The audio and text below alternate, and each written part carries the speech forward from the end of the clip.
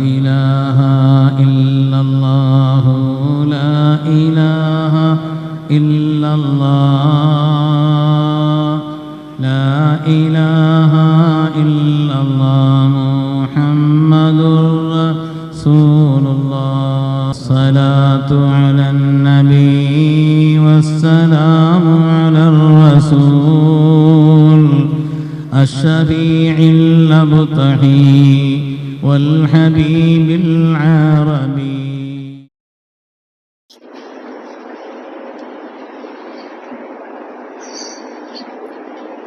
السلام عليكم ورحمة الله وبركاته. الحمد لله العظيم القدرة والشان شديد البطش والبرهان حافظ الدين والقرآن ما شاء الله كان ما لم يشاء لم يكن لا حول ولا قوة إلا بالله إن أريد إلا الإصلاح ما استطعت وما توفيقي إلا بالله عليه توكلت وإليه أنيب سبحانك لا علم لنا إلا ما علمتنا إنك أنت العليم الحكيم.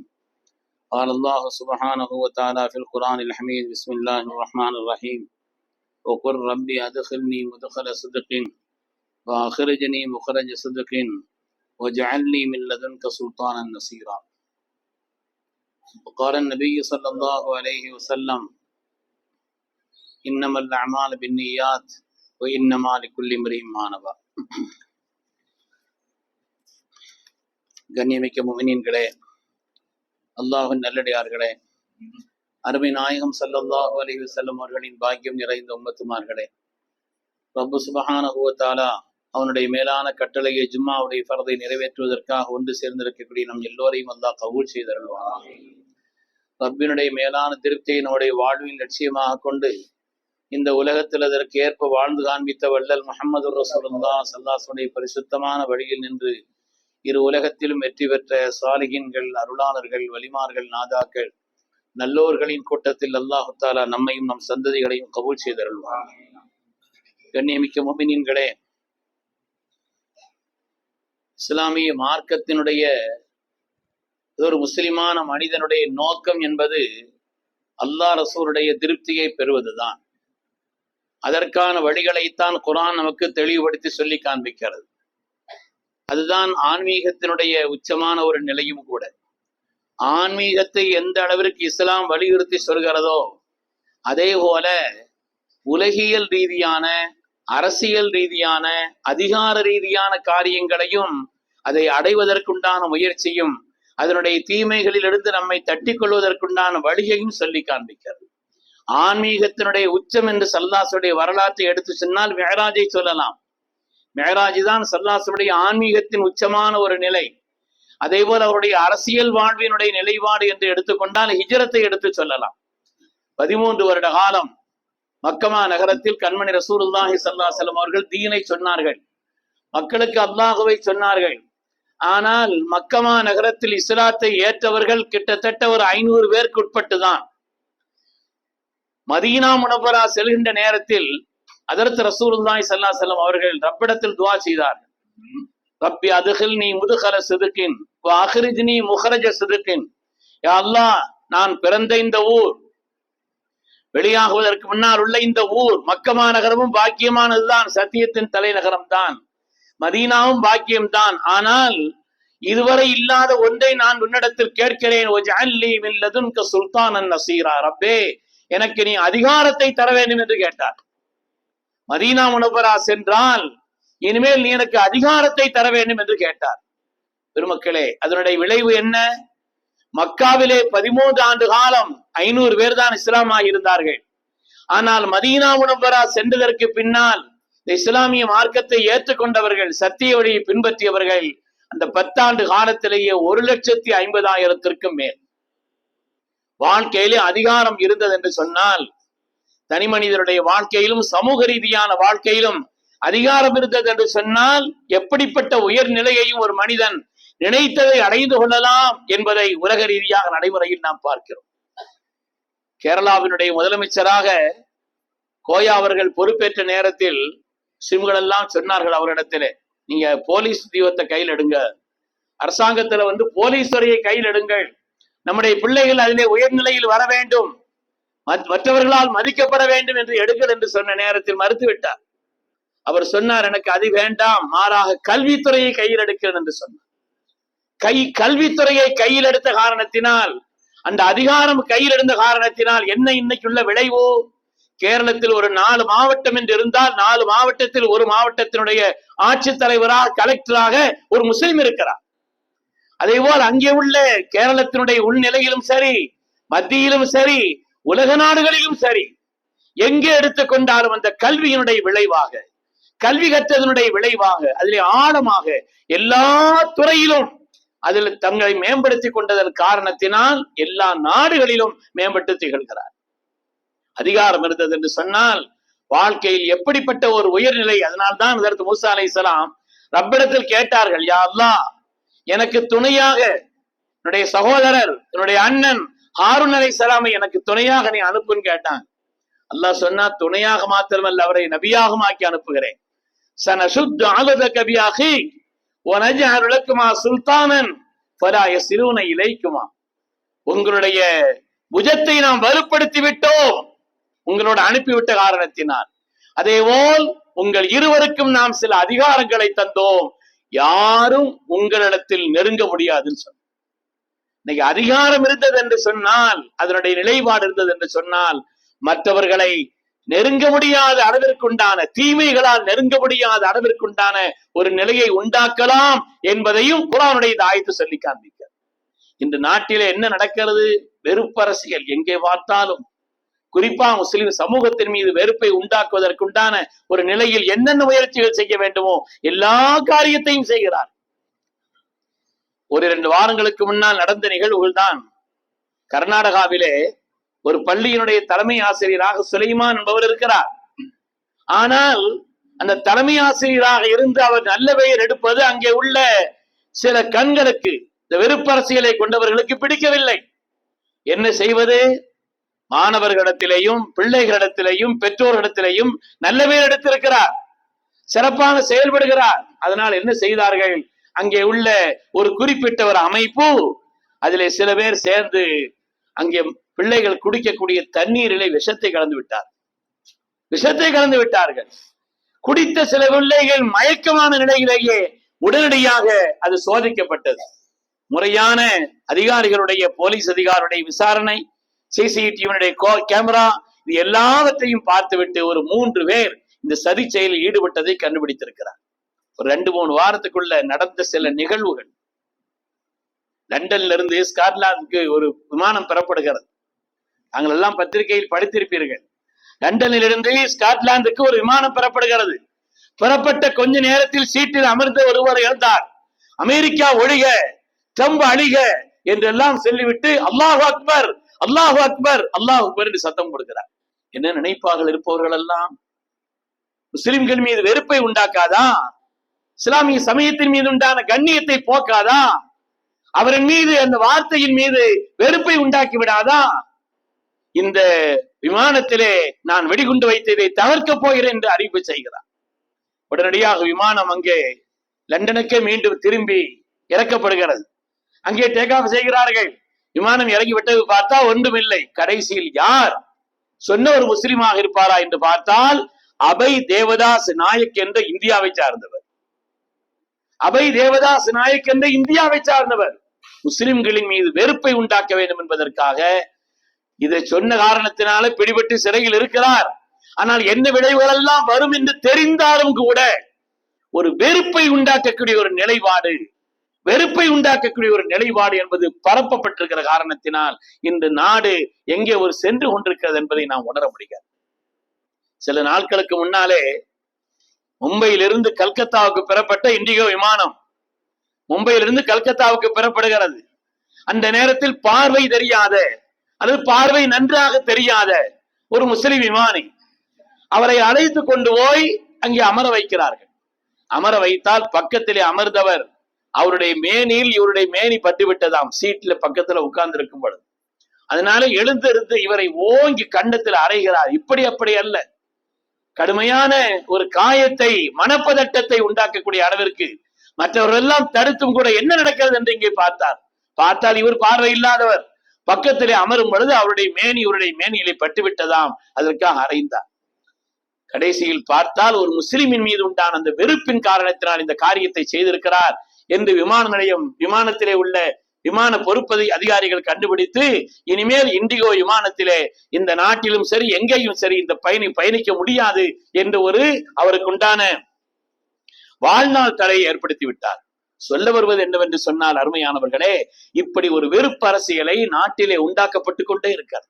எந்த காரியத்தை செய்தாலும் முஸ்லிம்களுக்கு எதிரான ஒரு நிலைப்பாட்டை உண்டாக்கப்பட்டு கொண்டே இருக்கிறது என்பதை நாம் பார்க்கிறோம். அதற்கு மாற்றமாக நம்மிடத்தில் பொறுப்புகள் வருகின்ற நேரத்தில் அதிகாரம் இருக்கும் பொழுதுதான் நினைத்ததை செய்ய முடியும். ஸல்லல்லாஹு அலைஹி வஸல்லம் மதீனா போன பிறகுதான் உலக நாட்டு தலைவர்கள் எல்லாம் கடிதம் எழுதினார். உலக நாட்டு தலைவர்களுக்கெல்லாம் நான் சில நாட்களுக்கு முன்னால் ஓமன் சென்றிருந்தேன், ஒமான் நாடு. அந்த ஓமன் செல்வதற்கு முன்னால் அந்த ஒமானை பற்றி ஹதீஸிலே வந்ததை எல்லாம் பார்த்தேன்.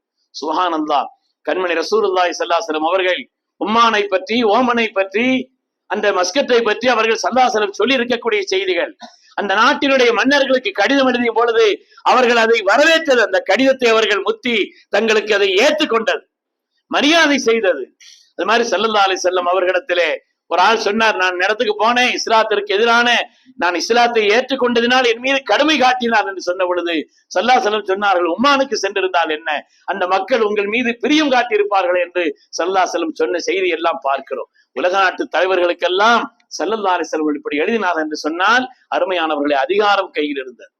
இன்னைக்கு முஸ்லிம்கள்ட்ட பொதுவான நிலை என்ன இருக்குதுன்னா, நமக்கு எதுக்கு அரசியல், அது துட்டுள்ளவங்க பாக்குறது, அது வம்புள்ளவங்க பாக்குறது என்றெல்லாம் எண்ணிக்கொண்டிருக்கிறார். பெருமக்களே, அரசியலை பொறுத்தவரையில எல்லாத்திலையும் அரசியல் இருக்குது. நாம வேண்டான்னு சொன்னாலும், ஒரு கடையில போய் ஊறுகாப்பட்டுல வாங்கினாலும் கூட அதுல அரசியல் இருக்குது. அந்த ஊறுகாப்பட்டத்துக்கு வரி போடணுமா போட வேண்டாமாங்கிறத அரசியல் தான் முடிவு செய்ய வேண்டும். எல்லாவற்றிலும் இருக்கிறது. அரசியல் தொடர்பான காரியங்களில் நாம் கவனம் செலுத்தாவிட்டால், யாரை நாம் விரும்பவில்லையோ, யாரை நாம் வெறுக்கிறோமோ அவர்கள் பொறுப்பிலே வருவார்கள். அதுல ஒதுங்கிக்கிட்டோம்னு சொன்னா, அருமையானவர்களே, அதனாலே இன்றுள்ள நிலையிலே நாம் ரப்பிடத்திலே, அல்லாஹ்விடத்திலே கேட்க வேண்டும். ஸல்லல்லாஹு அலைஹி வஸல்லம் அவர்கள் தாயிஃபிலே பல இடங்கள்ல போய் பலகீனப்பட்ட நேரத்தில் தான் ரப்பிடத்தில் கையேந்தினார். அல்லாஹும்ம இன்னி அஸ்கு இலைக ضعف قوتي وقلة حيلتي. யா அல்லாஹ், பலகீனமான நிலையிலே நாங்கள் இருக்கிறோம். இன்னைக்கு உள்ள நிலையில ஊடகங்கள் ஏதாவது ஒரு செய்தியை வெளியிடுகிறதா, காதுல இரும்ப காய்ச்சி ஊத்துன மாதிரி இருக்குது ஊடகங்களுடைய நிலைப்பாடு. எல்லாம் குருட்டு ஊடகங்களாக இருக்கிறது. யதார்த்த செய்தியை ஒன்றும் மிகையாக சொல்ல வேண்டியதில்லை. யதார்த்தமான நிலை என்னவோ, அதாவது இந்தியாவில் அதிகாரத்தை பெறுவதற்குண்டான ஒரு வழி என்பது தேர்தல் அரசியல் தான். இங்க அதிகாரத்தை பெறுவதற்குண்டான வழிங்கிறது, அரசியல் அதிகாரத்தை பெறுவதற்கு வேறு என்ன வழி இந்தியாவில் இருக்கிறது? தேர்தல் அரசியல் மாத்திரம்தான். இந்த தேர்தல் அரசியல் எப்படி போய்கொண்டிருக்கிறது என்பதை சில நாட்களுக்கு முன்னால் இன்று வந்திருக்கக்கூடிய செய்திகளை எல்லாம் நாம் பார்க்கிறோம். கடந்த தேர்தல்ல கர்நாடகாவில ஒரு சட்டமன்ற அந்த ஒரு இதுல மாத்திரம் அதில் ஏற்பட்டிருக்கக்கூடிய நிகழ்வுகள், அந்த சட்டமன்றத்தை சேர்த்திருந்த ஒரு பாராளுமன்றத்திலே மாத்திரம் கிட்டத்தட்ட 1,00,000 மேற்பட்ட போலி வாக்காளர்கள் சேர்க்கப்பட்டிருக்கிறார்கள். இது அரசினுடைய தேர்தல் ஆணையம் தந்திருக்கக்கூடிய தரவுகளின் அடிப்படையில், வேறு எங்கிருந்தும் இந்த செய்தி உண்டாக்கப்படவில்லை. தேர்தல் ஆணையம் அவரிடத்தில் கேட்கிறார்கள், போன தேர்தல் நடந்த அந்த வாக்குப்பதிவு, அதிலே சொற்கப்பட்டிருக்கக்கூடிய அந்த வாக்காளர்கள் யார், அதில் யார் யார் எக்ஸ்ட்ரா சேர்க்கப்பட்டிருக்கு என்பதை தெரிவதற்காக கேட்ட பொழுது டிஜிட்டலிலே உள்ளதை கொடுக்காமல் அதை பெரிய அடுக்காக அதை தூக்கி கொடுத்தார். ஏன்னா அதை யார் பார்க்க வரா? 6 மாத காலம் அது சம்பந்தப்பட்ட விஷயத்தில் பார்த்து, ஒரு பாராளுமன்ற தொகுதிக்கு உட்பட்ட ஒரு பகுதியிலேயே 1,00,000 மேற்பட்ட போலி வாக்காளர்கள் சேர்க்கப்பட்டிருக்கிறார். போலி வாக்காளர்கள். அதே போல ஒரு ரூம், ஒரு அறை, அந்த அட்ரஸ் போடப்பட்டிருக்கு. ஒரு சின்ன ரூம் கூட இல்ல. அந்த ஒரு இடத்திலே 48 வாக்காளர்கள், 48 வாக்காளர்கள், ஒரு குறிப்பிட்ட சின்ன அறை. அந்த அறை கொண்ட அந்த அட்ரஸிலே மாத்திரம் 48 பேர் வாக்காளர்களாக போய் தேடி பார்த்தா அப்படிலாம் ஒருத்தருமே இல்லை, ஆட்களே இல்லை. அது மாதிரி போலி அட்ரஸுகள், ஏராளமான போலி அட்ரஸுகள், இல்லாத முகவரிகள், செல்லாத புகைப்படங்கள், புகைப்படம் ஓட்டு இருக்குது, இப்படி ஒரு ஆளே இல்லை.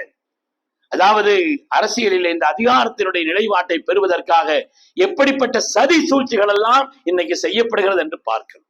அருமையான பெருமக்களே, அதனாலே நாம தேர்தல்கள் எல்லாம் வருகின்ற நேரத்தில் நம்முடைய வாக்காளர் பட்டியலில் நம்முடைய வாக்கு இருக்குதாங்கிறத முதல்ல நாம் சரிபார்த்து கொள்ள வேண்டும்.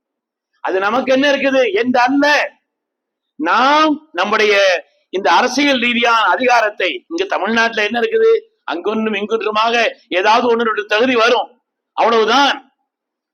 கிட்டத்தட்ட தமிழ்நாட்டிலே உள்ள இஸ்லாமிய சமுதாயத்தினுடைய வாக்கு வங்கி இவர்களுக்கு இருக்கக்கூடிய அரசியல் பலத்தை கொண்டு இங்கே சட்டமன்ற தொகுதியை நிர்ணயிப்பதாக இருந்தால் 40 பேர் சட்டமன்றத்தில் இருக்கணும்.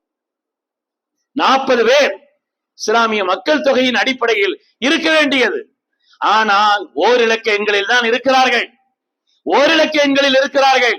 அதுவும் இப்படிப்பட்ட போலி வாக்காளர்கள் சேர்க்கப்பட்டால், அதிலேயும் இல்லாத அட்ரஸ்களை சேர்க்கப்பட்டால், அதிலேயும் இல்லாத நிலைப்பாடுகளிலே கடந்த தேர்தலில் உள்ள செய்திகள் எல்லாம் இந்த தேர்தல் ஆணையம் கொடுத்திருக்கக்கூடிய தரவுகளுக்கு பின்னாலே நமக்கு அதெல்லாம் ஞாபகம் வருகிறது. சில இடங்கள்ல பார்த்தா வெற்றி பெறுவதை போல் போய் கடைசி நேரத்திலே ஒரு இடத்துல மாத்திரம், மும்பையில் நடந்த ஒரு தேர்தலில் மாத்திரம் 4:30 மணி வரை வாக்குப்பதிவு சுமாரா இருந்திருக்குது. அந்த 4 மணில இருந்து 5:30 மணிக்குள்ள மாத்திரம் கிட்டத்தட்ட ஒரு 3 லட்சம் பேர் கிட்ட ஓட்டு போட்டிருக்கிறார். அது எப்படி போட முடியும்? அது எப்படி போட முடியும்? ஆனால் பதிவாயிருக்கு அவ்வளவு பேர். அதாவது அங்கே உள்ள அந்த பூத்துகளுடைய எண்ணிக்கையை எடுத்து பார்த்தார், ஒரு பூத்துல மாத்திரம் பலாயிரக்கணக்கான பேர் பதிவிட்டதா. அதனாலே நாட்டில இன்னைக்குள்ள இந்த அதிகாரத்தினுடைய ருசி, அதிகாரத்தினுடைய பலம், அதிகாரம் கையில் இருந்தால் எதையும் செய்ய முடியும் என்ற ஒரு நிலையிலே அதையெல்லாம் நீதித்துறை எப்படி போய்கிட்டு இருக்குதுன்னு பாக்குறோம். கோபால கவுடான்னு சொல்லி ஒரு முன்னாள் உச்ச நீதிமன்றத்தினுடைய நீதிபதி டெல்லியில் நடந்த ஒரு கூட்டத்தில் பேசுகிறார். நீதிமன்றம் என்பது இன்றைய நாம சொல்லல, நீதிமன்றங்கள் என்பது இன்று சுயத்தை இழந்து விட்டது என்று சொல்கிறார். சுயத்தை இழந்து விட்டது என்று சொல்கிறார். சுயமாக செயல்பட வேண்டிய ரிசர்வ் வங்கியோ நீதிமன்றங்களோ அதே ஒரு தேர்தல் ஆணையமோ இன்று எப்படி போய்கிட்டு இருக்குதுங்கிறத நம்ம பார்க்கிறோம். அதற்கு இன்று பீகாரிலே முஸ்லிம்களாக இருப்பவர்கள், தலித்துகளாக இருப்பவர்கள், இன்னும் சொல்ல போனால் பீகார் மாநிலத்தினுடைய துணை முதல்வராக இருந்த அவர் பெயர் கூட வாக்காளர் பட்டியலில் இல்லை. நாடு எங்கே ஒரு நிலையை நோக்கி சென்று கொண்டிருக்கிறது என்பதை நாம் பார்க்க வேண்டும் அருமையானவர்களே. அதனால அது சம்பந்தப்பட்ட விஷயங்கள், மார்க்கம் என்பது ஆன்மீகத்தை அடிப்படையாக கொண்டதுதான். ஆனால் கல்வித்துறையிலே, அதிகாரத்தினுடைய துறையிலே, அரசியல் துறையிலே, இதர காரியங்களிலும் நாம் எந்த நிலையிலும் குறைந்து போய்விடக் கூடாது. அதற்குண்டான முயற்சியை செய்வதிலே நாம் தளர்ந்து விடக்கூடாது என்பதையும் நடைமுறை செயல்பாடுகள் எல்லாம் நமக்கு உணர்த்தி காண்பிக்கிறது. அல்லாஹு சுப்ஹானஹு வ தஆலா கண்மணி ரசூலுல்லாஹி ஸல்லல்லாஹு அலைஹி வஸல்லம் செய்தார்களே, தாய் விலை வைத்து செய்தார்களே, அல்லாஹும்ம இன்னி அஷ்கு இலைக்க துஅஃப குவத்தி, யா அல்லாஹ் எங்களுடைய பலஹீனத்தை நான் உன்னிடத்தில் முறையிடுகிறேன். வகில்லத ஹீலதி, தந்திர உபாயங்கள் எங்களுக்கு தெரியவில்லை ரப்பே, தந்திர உபாயங்கள் தெரியவில்லை, அது எனவே உன்னிடத்திலே நாங்கள் முறையிடுகிறோம் என்று அல்லாஹ்வுடைய ரசூல் சொன்னார்களே. அப்படித்தான் இன்றைய சமுதாயம் இருக்கிறது. அதனால நம்முடைய தனிப்பட்ட குடும்ப ரீதியான காரியங்களுக்கு நாம் துஆ செய்வதை போல நாட்டினுடைய நன்மைக்காக நீதியான தேர்தல் நடத்தப்படுவதற்காக, அதேபோல் நாட்டிலே உள்ள இந்த வெறுப்பரசியல் எல்லாம் அது நீங்கி மனிதாபிமானத்தோடு ஒருவர் மற்றவரோடு இணைந்து வாழக்கூடிய ஒரு நல்ல நிலைக்காக வேண்டியும் நாம துஆ செய்யணும். நம்மால் முடிந்த முயற்சிகளையும் செய்ய வேண்டும். அல்லாஹு சுப்ஹானஹு வ தஆலா படம்பெறும் இந்த இந்திய திருநாட்டை பழைய காலத்தில் எப்படி ஒன்றுபட்ட நிலையிலே ஒரு உயர்ந்த நிலையிலே இருந்ததோ அதுபோல் ஒரு நிலை அல்லாஹ் தஆலா ஆக்கி தந்தல் புரிவானாக. யாரெல்லாம் இந்த நாட்டினுடைய அடிப்படை தன்மையை, மனிதாபிமானத்தை இல்லாமல் ஆக்குவதற்கு முயற்சி செய்கிறார்களோ உடைய சூழ்ச்சிகளில் இருந்து அல்லாஹ் இந்த நாட்டை பாதுகாத்தருள்வானாக. ஆமீன் ஆமீன் யா ரப்பல் ஆலமீன். வ ஆகிரு தஅவானா அனில் ஹம்துலில்லாஹி ரப்பில் ஆலமீன். அஸ்ஸலாமு அலைக்கும்.